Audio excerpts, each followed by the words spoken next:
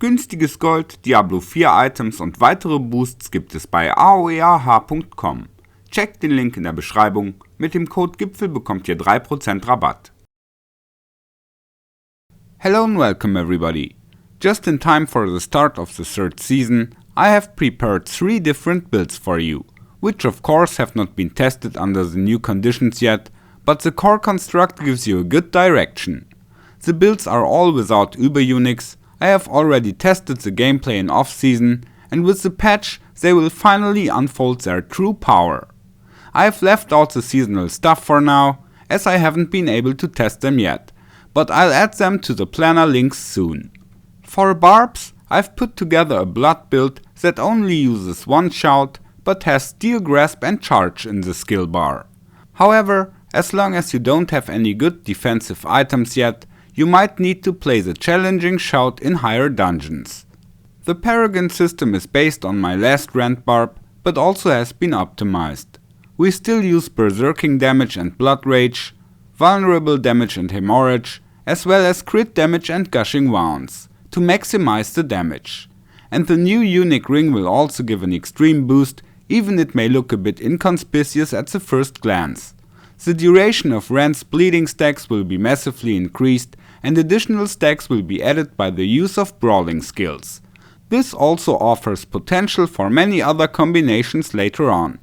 Since the martial glyph will reduce the cooldowns of all non-shout skills, it will be possible to play Kick, which has 2 charges, and use it 4 times in a row to generate 8 extra bleeding stacks. That could possibly become really nasty in PvP. For mages, I've built a Fireball Meteor combo that I'll probably play myself. It's been a lot of fun in my off-season testing yet, and once Meteor gets the patch upgrade, it's going to really kick ass. By the way, you can also play the same build with Firewall instead of Fireball by simply changing the 7 skill points in the tree and some items. For PvE, however, I prefer the variant with Fireball, because then you also have an attack that flies straight and directly towards the enemies. For PvP, the question will be if Meteor is relevant at all, otherwise Firewall will still dominate.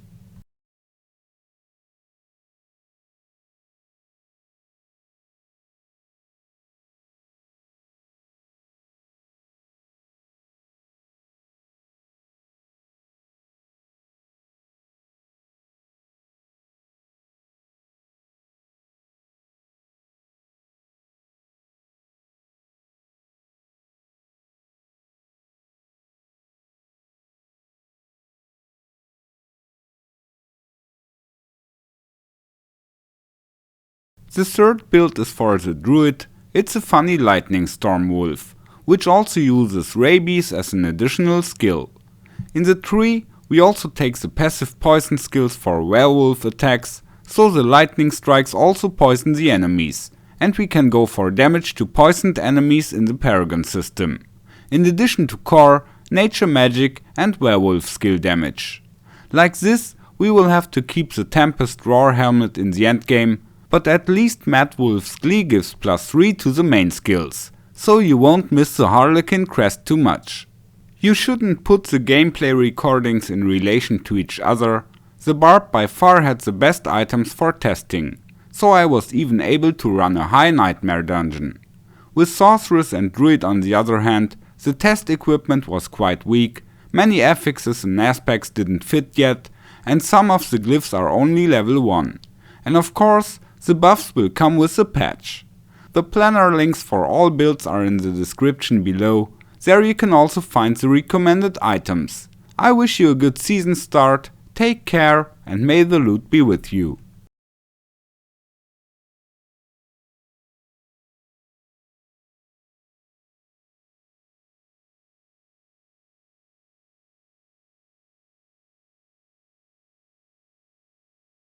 Folgt mir. Danke. Wiedersehen.